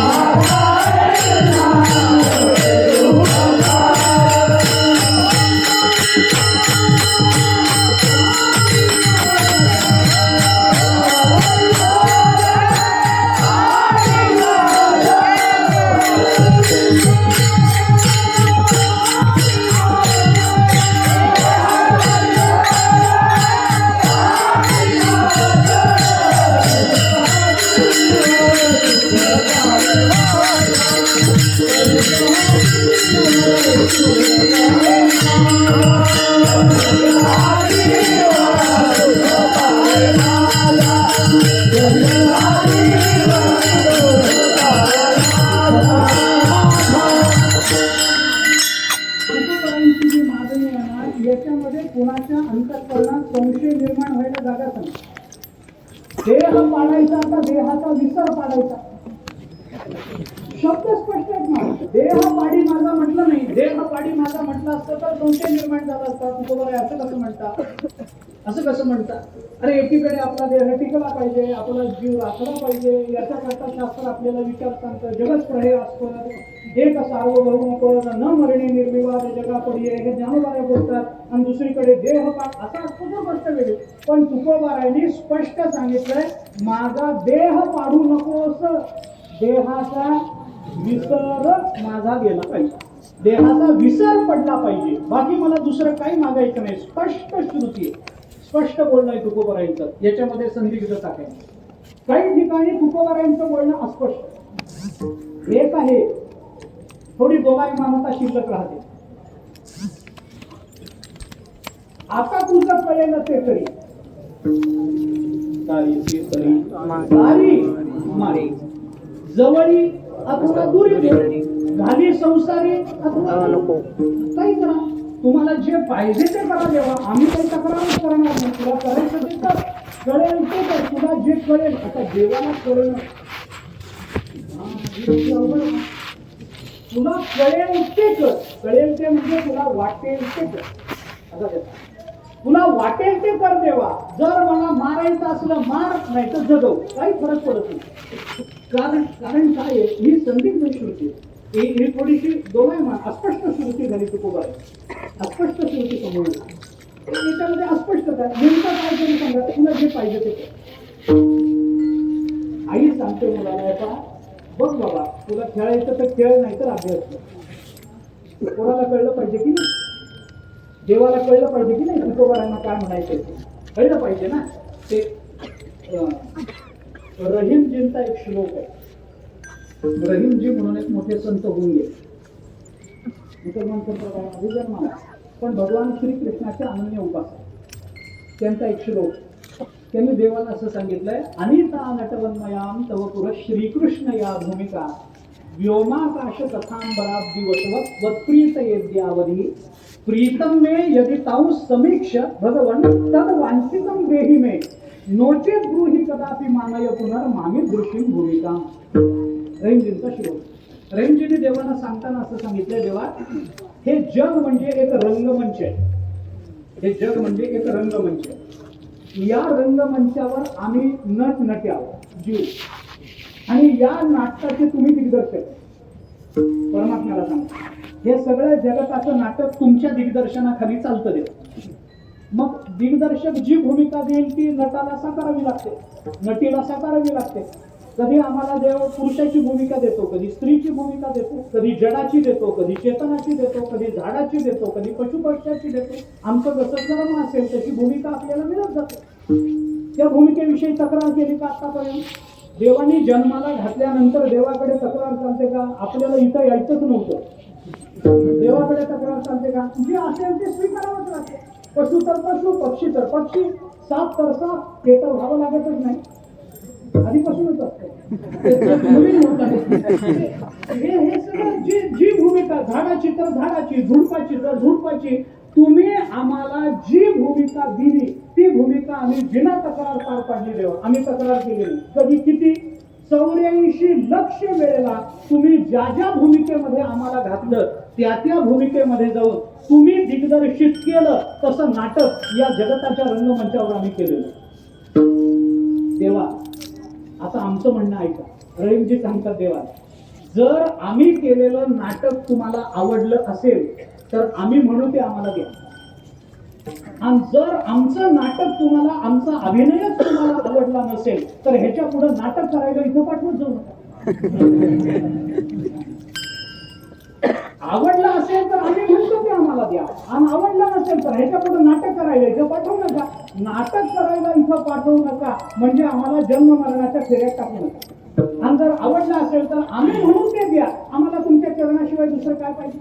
आम्हाला काहीच नको. म्हणजे तुम्हाला जे करायचंय ते करा, पण हे करा असं जेव्हा तुकाराम महाराज अस्पष्ट भूमिकेतून बोलतात, कळेल ते करी तारीसी तरी तारी मारी, असं जेव्हा अस्पष्ट बोलतात तेव्हा तारी आणि मारी हे शब्द बघायचे नसतात. या शब्दाबरोबर चालत आलेलं प्रकरण काय आहे हे बघा. अभंगाचं प्रकरण काय? अभंग कोणत्या प्रकरणातला? तुकोबारांनी सांगितलं, आता तुझं कळेल ते करी तारीसी तरी तारी मारी, जवळी अथवा दुरी धरी, घाली संसारी अथवा नको, कशामुळं शरण आलो नेणते पडी. भाव आणि भक्ती काहीच नेणे, मतिमंत सर्वज्ञाने बहु दीन उणे रंकावळी. तुकोबारा म्हणतात, शरण आलो नेणतेपणे. शरणागती हे प्रकरण आहे, आणि शरणागताला कुठलाही विचार निवडण्याचं स्वातंत्र्य नसतं. म्हणून तुकोबारा बोलतात, तुला जे करायचंय ते कर, कारण मी शरणागत आहे. मी निवडू शकत नाही की तू मला कोणत्या योनीला घालावं, तू जन्माला घालावं की न घालावं, हे मी निवडू शकत नाही. म्हणून शरणागताला स्वातंत्र्य नसतं. या प्रकरणातून अस्पष्ट ब्रह्मज्ञापक श्रुतीचा अर्थ करावा लागतो. शब्द बघा, प्रकरण बघा. आणि संदिग्ध श्रुतीचा अर्थ करत असताना शब्द बघा, प्रकरण बघा, आणि प्रकरणाला अनुसरून मागचे पुढचे संदर्भ बघा तर अर्थ विचार करून बघा. वाक्याचे अर्थ करत असताना व्याकरणकारांनी फार विस्ताराने त्याचा विचार केला. 12 गोष्टी बघाव्या लागतात वाक्याचा अर्थ करताना. ते जो आता त्याचा विचार करायचं कारण नाहीये. पण वाक्याचा अर्थ कसा करायचा असं असतं. एक नियम सांगतो. काय असतं, ज्या वेळेला सापेक्ष विधान केलं जातं, ऐका, विधानामध्ये ज्या वेळेला सापेक्षता असते ना, तेव्हा ती सापेक्षता ते विधान ऐकणाऱ्याच्या संबंधानं असते. आणि ऐकणाऱ्याला जर सापेक्षता नको असेल तर सापेक्ष विधानाचा विचार हा नेहमी उच्चारणाऱ्या कर्त्याच्या भूमिकेतून करावा लागतो, तर सापेक्षता राहते. तरी लक्षात आलं का नाही मला माहित नाही. सापेक्ष विधानाचा निर्णय हा कर्त्यावर अवलंबून असतो, श्रवण करणाऱ्या साधकावर त्याचा निर्णय अवलंबून नसतो. जाऊ द्या, मी उदाहरण सांगतो का. मी एक वाक्य सांगतो, मला त्या वाक्याचा अर्थ सांग. साधं वाक्य सांगतो, मला अर्थ सांग. भांडी घासून झाल्यानंतर बायकोनी नवऱ्याला चहा दिला. विधान किती सरळ. माझं विधान काय, भांडी घासून झाल्यानंतर बायकोनी नवऱ्याला चहा दिला. याच्यात भांडी घासणार कोण.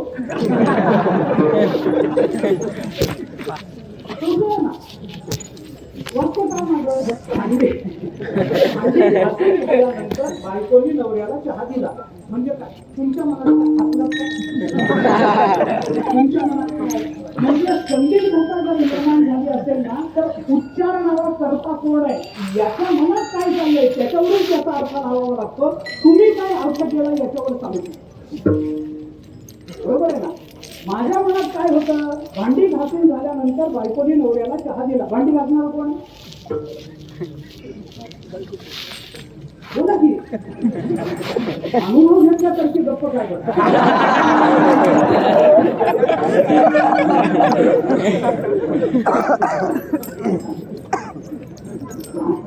भांडी घासून झाल्यानंतर बायकोनी नवऱ्याला चहा दिला. भांडी घासणार कोण.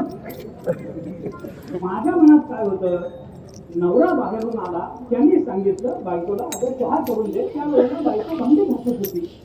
भांडी घासून झाल्यानंतर तिने नवऱ्याला चहा करून दिला. तुमच्या मनात काय आलं, म्हणजे काय झालं की कर्ता वाक्याचा उच्चार करणारा जो असतो ना, त्याच्या भूमिकेतून आपल्याला संदिग्धता नेहमी दूर करावी लागते. संदिग्धतेचे विविध अर्थ आपल्याला उपलब्ध होतात, म्हणून त्याच्यापैकी कोणता अर्थ योग्य आहे याचा विचार करणं हे नंतरचं. आचार्य आकाशात संलिंगा हे सूत्र, ब्रह्मसूत्रामध्ये आकाशात संलिंगा हे सूत्र आहे. आता आकाश म्हणजे या शब्दाचा अर्थ काय करायचा, आकाश म्हणजे महाभूत. पण आचार्याने तिथे आकाश शब्दाचा अर्थ ब्रह्म आकाश आचार्य, आणि त्याला हेतू काय दिला, संलिंगा. लिंग हेतू. आकाश शब्दाच्या अनुषंगाने विचार करताना आकाश शब्दाचा एक अर्थ आहे महाभूत, पृथ्वी, आप, तेज, वायू आणि आकाश. आकाश हे एक महाभूतही आहे आणि आकाश हे हा शब्द परमात्मवाचक आहे व्यापकत्वाच्या दृष्टीने विचार केला तर. आणि म्हणून असा जर विचार केला तर आचार्यांनी त्याची लिंग ठरवत असताना श्रुतीला काय म्हणायचंय या कर्त्याच्या भूमिकेवरून आकाश शब्दाचे अर्थ ठरवले. तुम्हाला कोणता अर्थ वाटतोय याच्यावर आचार्यांचा अर्थ अभिप्रेत नाही, अवलंबून नाही. म्हणून तुकोबाराय जर म्हणत असतील की संदिग्ध श्रुतीचा विचार करत असताना शब्द बघा, प्रकरण बघा आणि प्रकरणाबरोबर मागचे पुढचे संदर्भ बघा. तुकोबारायचं गोमटे ते करा मागे, इथं संदिग्धता, इथं संशय, आणि या संशयाचा अर्थ आपल्याला करायचा असेल तर प्रकरण बघा, शब्द बघा आणि शब्दाबरोबर मागचे पुढचे संदर्भ बघा. शब्द काय आहे, गोमटे. प्रकरण काय चालू आहे, संत वर्णन, संतांकडून अपेक्षित असणारं पसायदान. आणि मागचे पुढचे संदर्भ बघा. मागचे संदर्भ काय आहेत, कृपावंत, साधू, संत, जीवलक हे मागचे संदर्भ. पुढचे संदर्भ काय आहे, आता माझ्याजवळ काही सांगण्यासारखं माझ्या वंचिल्याच्या पायापाशी नाही असे वेगळे. आम्ही फार ओझे आता सोडील्या गाठी आणि तरी पायाला मिठी पडत असेल तर गाठी सुटल्यानंतर पाय राहिलेच कुठे म्हणून तुम्ही मिठी घालता. गाठी सुटल्यानंतर मिठी घालण्याची क्रिया राहतेच कशी, गाठी सुटल्यानंतर मागण्याचं शिल्लक राहतच तसं. पण गाठी सुटल्यानंतर म्हणजे ज्ञान झाल्यानंतरही जर काही मागावं लागत असेल तर ते मागणं कोणतं आहे याच्यावरून गोमटे शब्दाचा अर्थ आपल्याला करावा लागतो. आणि गोमटे गोमटे गोमटे म्हणजे काय आहे याचा विचार केला तर गोमटे या शब्दाचे दोनच अर्थ आपल्याला या अभंगातून प्राप्त होतात. एक अर्थ होतो माझं गोमटं करा म्हणजे मला ज्ञान द्या, आणि माझं गोमटं करा म्हणजे ज्ञानानंतर प्राप्त होणारी भक्ती द्या.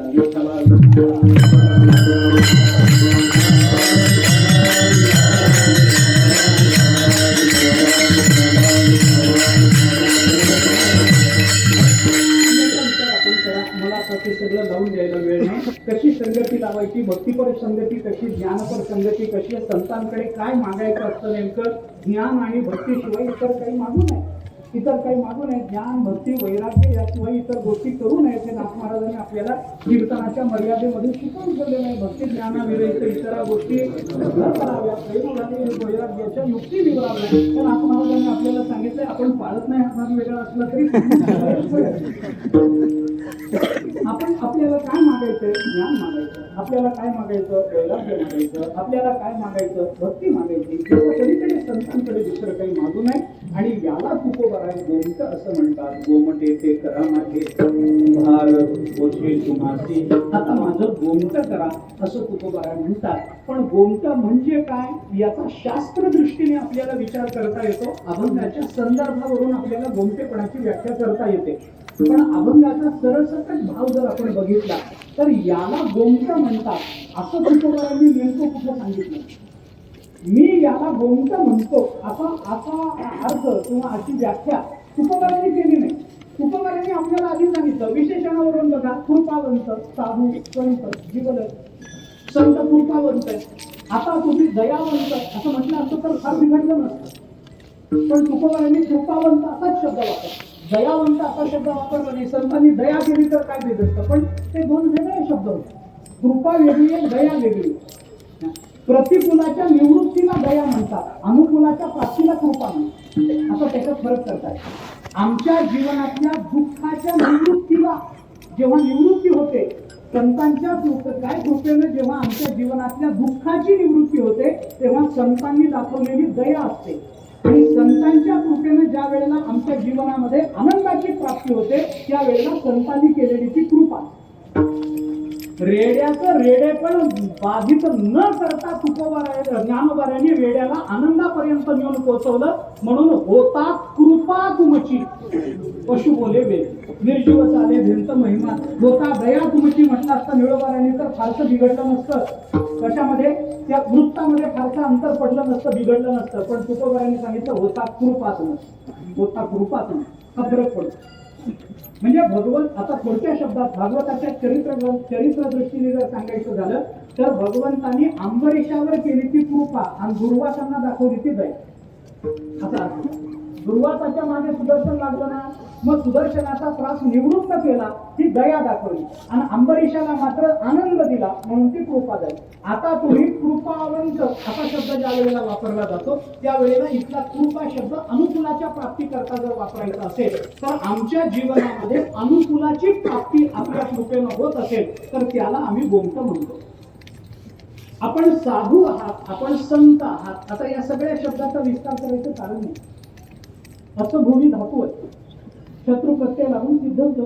साधू संत शब्द सिद्ध होतात. सद्भावे साधू भावेच सत इति एकच प्रयुज्यते. 17 भगवद्गीतेमध्ये सद्भाव आणि साधू भाव असे होते. हे काय याच्यात फार अंतर आपल्याला बघायचं नाही.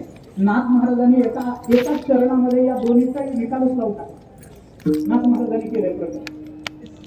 साधू कशाला म्हणायचं आणि संत कशाला म्हणायचं याचं नाथ महाराजांनी केलेलं विवरण फार गोड आहे. संतांच्या विभूती धर्मालाही अवतरती, धर्म रक्षणा कारणे साधू होतात होते. काय धर्मालाही येतात ते संत आणि धर्म रक्षणा करता येतात ते साधू. काय आहे, संतत्वामध्ये फक्त सत्तेचा विचार आणि साधुत्वामध्ये सत्तेबरोबर सामर्थ्याचा विचार. साधू हा नुसता साधू नाहीये, साधूकडे सामर्थ्य, संतांकडे सत्ता.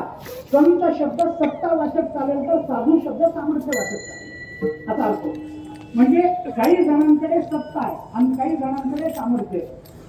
हे दोन्ही गोष्टी एका वेळेला एक समयावच्छेदानं एका केंद्रात येतीलच असं सांगता येत नाही. व्यवहारात तर येतच नाही. जिथं सत्ता आहे तिथं सामर्थ्य असेलच असं सांगता येत नाही आणि जिथं सामर्थ्य आहे तिथं सत्ता येईलच असं सांगता येत नाही. आता याची उदाहरणं देत बसत नाही. आमच्याकडे सत्ता असेल, आमच्याकडे सामर्थ्य असेलच असेल. महिनाभर नोकरी करून महिन्याचा पगार आणणं, ते पैसे कुणाचे? आपल्या कष्टाचे. त्या पैशावर आपली सत्ता आहे, बरोबर आहे की नाही?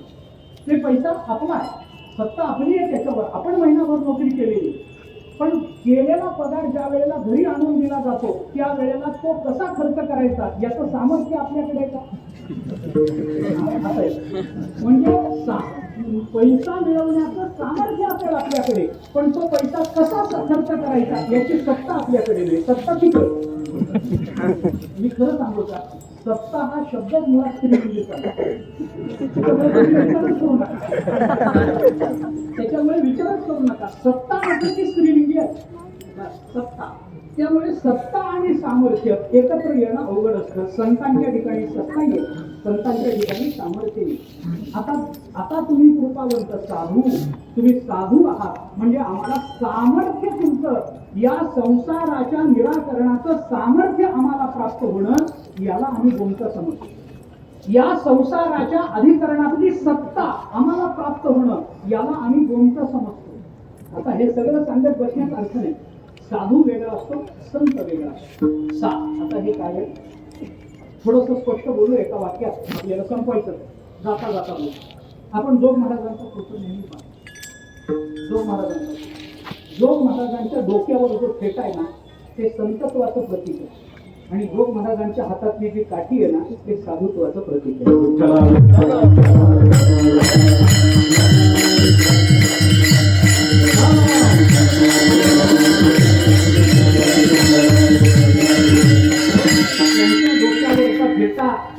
हे संतत्वाचं सत्तेचं प्रतीक आहे. ती सत्ता आहे, धर्मसत्ता आहे. जोग महाराज म्हणजे धर्मसत्ता आहे. आणि त्यांच्या हातातली काठी कशा करता घेतात? सामर्थ्याचं प्रतीक आहे. ते साधूचं लक्षण. फेटा हे संतांचं लक्षण असतं आणि काठी हे साधूचं लक्षण. काठी घेतलेले सगळे साधू असतात असं नाही, पण जोग महाराजांच्या हातातली काठी हे साधुत्वाचं लक्षण होतं. जोग महाराज संतत्व डोक्यावर तर सत्ता हातामध्ये घेऊन फिरत होते, हातामध्ये घेऊन फिरत होते. आणि म्हणून त्यांचा विचार केला, आता तुम्ही कृपावंत साधू संत जीवलग मग काय करा तुम्ही असे आहात तर आता एकच काम करा, गोमटे ते करा माझे. मग गोमट करा म्हणजे नेमकं काय करा याचा अजून एक भाव फक्त मला सांगायचा आहे. तेवढा भाव सांगतो. एकदा भजन करू, तेवढा भाव सांगतो, तेव्हा समजतो.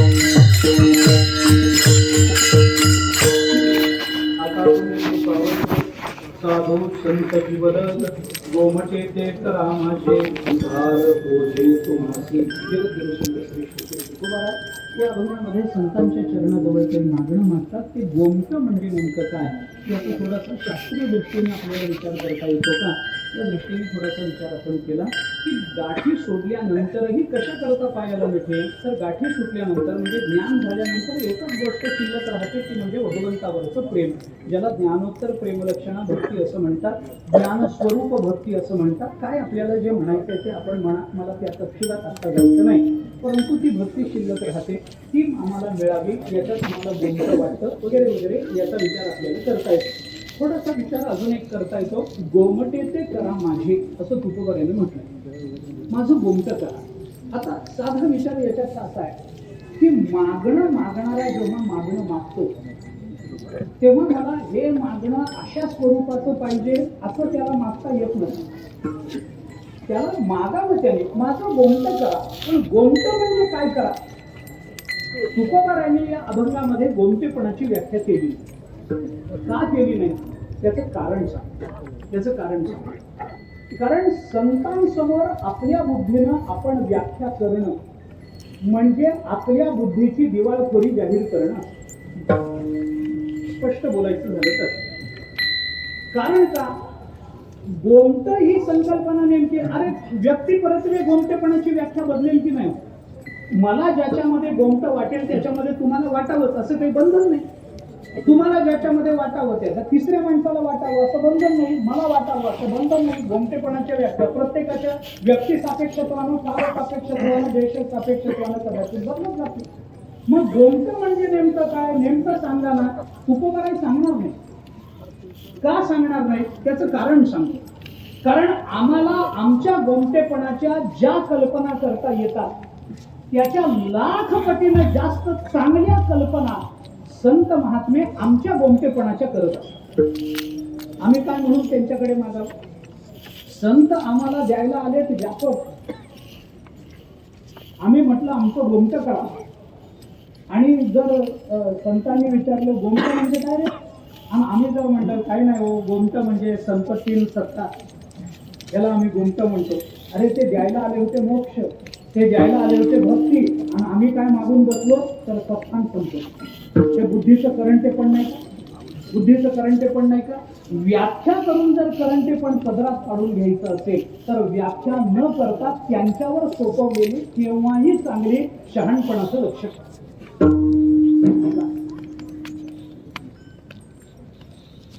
ध्रुवाने आढळ पद मागितलं. भागवतामध्ये याचा उल्लेख नाही, पण 2 पुराणामध्ये, नरसिंह पुराणामध्ये आणि विष्णू पुराणामध्ये याचा उल्लेख की कालांतराने ध्रुवाला याचं वाईट वाटलं की आपण काय वेड्यासारखं मागून बसलोय. अरे त्रैलोक्याचा अधिपती आपल्या समोर उभा होता, त्याला ज्ञान मागायला पाहिजे होतं, त्याला भक्ती मागायला पाहिजे होती, आणि आम्ही काय मागून बसलो तर आढळलं. याचं वाईट ध्रुवाला वाटलं. नंतर वाटलं. त्या वेळेला वाटलं नाही, त्या वेळेला चांगलं वाटलं. आपण मागितलं फार विचारपूर्वक मी आधी विचार करून तेवढा, पण आम्ही जेवढा विचार करत असतो म्हणून म्हटलं की आमच्या कल्याणाच्या आम्ही ज्या कल्पना करतो त्याच्यापेक्षा कोट्यावधी पटीनं अधिक चांगल्या कल्पना संतांजवळ असतात. आम्ही कशाला गोमट म्हणतो. अरे आमच्या मर्यादित बुद्धीनं आमच्या ज्या व्याख्या प्रकट होतात त्यालाच आम्ही गोमट म्हणू. पण बुद्धीची व्यापकता, विचाराची व्यापकता, कल्याणाच्या व्यापकतेचा खरा अर्थ ज्या संतांना कळालेला असतो त्यांच्या समोर गोमटेपणाच्या व्याख्या आपण करायच्या नसतात. कारण आपण व्याख्या करणं म्हणजे संकुचितपणे पदरात पाडून घेणं. म्हणून ज्ञानोबांनी सद्गुरूंबद्दल बोलताना एक फार चांगला शब्द वापरला, जय जय देव श्री गुरु अकल्पनाख्य कल्पतरू स्वसंविद्रुम बीज प्ररोहणावरी. 18व्या अध्यायात जय जय देव श्री गुरु अकल्पनाख्य कल्पतरू. या संताचे हे देणे कल्पतरुहुनी जुने परिसा आगाध जेणे चिंतामणी शेंगणा. आम्ही चिंतामणी मागतो, आम्ही कल्पतरू मागतो, आम्ही सामान्य कल्पना करत असतो. काय उपयोग आहे त्याचा. याच्याकरता तुकोबाराय म्हणतात गोमट करा. अहो पण गोमट म्हणजे काय ते मी सांगणार नाही, तुम्ही माझ्या बाबतीत जे कराल ते माझं गोमट. ज्ञानोबारायांनी विचारलं गोमट म्हणजे काय, सांगू नये. ज्ञानोबारायांना एवढंच सांगावं, तुम्ही आमच्या बाबतीत जे कराल ते आमचं गोमट आहे. गोमट म्हणजे काय आम्हाला माहिती नाही, आम्हाला माहित नाही, कारण आम्ही आमच्या बुद्धीने ज्या परिच्छिन्न व्याख्या करत असतो त्याच्यातून आमच्या पदरात परिच्छिन्न प्रपंचाशिवाय दुसरं काही पडणार नसेल, तर गोमटेपणाच्या व्याख्या करून संकुचितपण पदरात पाडून घेण्यापेक्षा गोमटेपणाच्या व्याख्येची जबाबदारी संतांवर टाकून व्यापकत्व प्राप्त करून घेणं, याच्यातच आमच्या पारमार्थिक जीवनाची धन्यता आहे. म्हणून तुकोबराय गोमटेपणाची व्याख्या करत नाही, एवढंच म्हणतात, गोमटेचे करा माझे. एक छोटासा दृष्टांत सांगून थांबतो. साधा दृष्टांत परिचित असेल कदाचित आपल्याला, पण या आत्ताच्या माझ्या विवरणाला थोडासा त्याचा आधार पुष्टी मिळेल म्हणून बोलतो. आपल्याकडे काय विशिष्ट ऋतूमध्ये विशिष्ट फळं येतात. प्रत्येक फळाची आता सगळी फळं सगळ्याच काळामध्ये मिळेल. आंबा 12 महिने मिळतो. आता काय दुर्दैव आहे त्या आंब्याचं. 12 महिने आंबा, 12 महिने काय विशिष्ट ऋतूमध्ये विशिष्ट फळं येतात. आणि आपल्याकडे खेड्यामध्ये अजूनही आपल्याला माहिती असेल की विशिष्ट ऋतूतली फळं विकणारी सुद्धा काही माणसं. ती माणसं काय करतात, त्या ऋतूतली फळं घेतात आणि घरोघरी विकतात.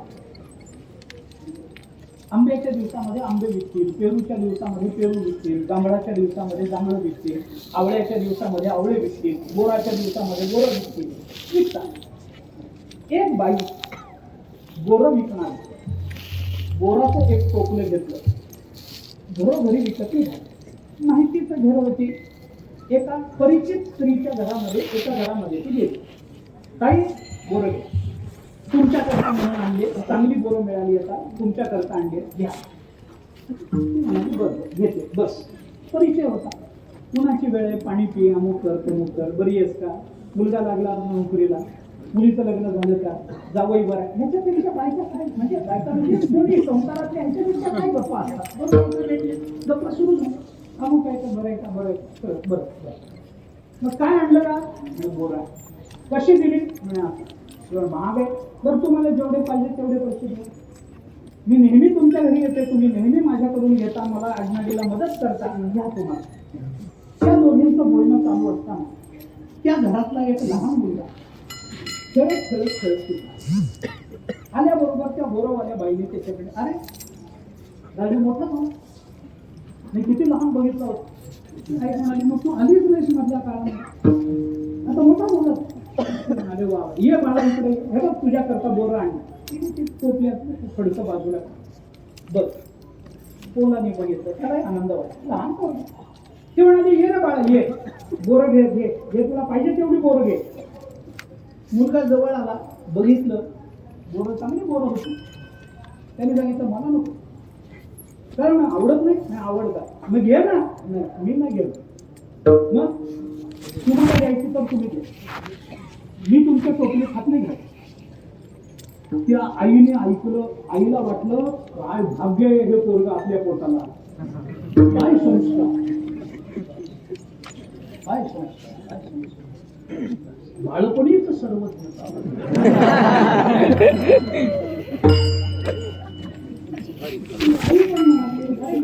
मावशी म्हणते ना बरोबर घे म्हणून, घे तुला पाहिजे तेवढी घे. नको आहे, मी नाही हात घाल, तुला पाहिजे तर घेऊ दे, मी नाही हात घाल. काय म्हणाली, बरं ये मी दे. तिने मुठभर बोरं त्याच्या हातात, पैसे बिसे घेतले. गेल्यानंतर त्या आईला कौतुक, बाळा काय शहाणा आहे रे, तिने घे म्हटल्यावर घेतलं नाही, तिने दिल्यावरच तू घेतले. किती शहाणा, किती चांगले संस्कार झाले तुझ्यावर. असं कोणाच्याही टोपल्यामध्ये हात घालू नये.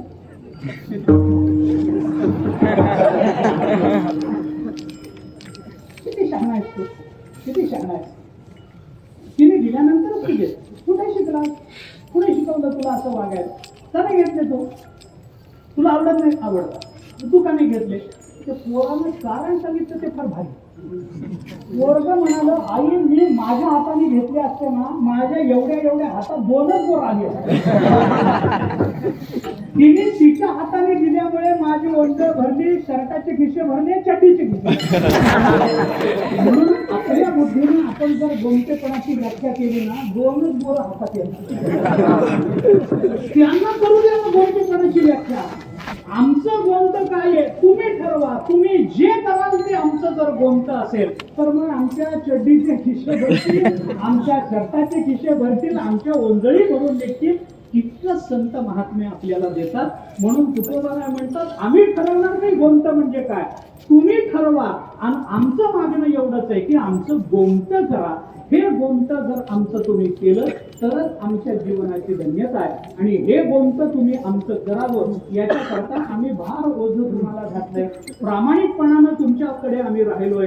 आमच्या जीवनातली अविद्या निवृत्ती झाली तरी आम्ही तुमच्या पायाला मिठी घातलेली आहे.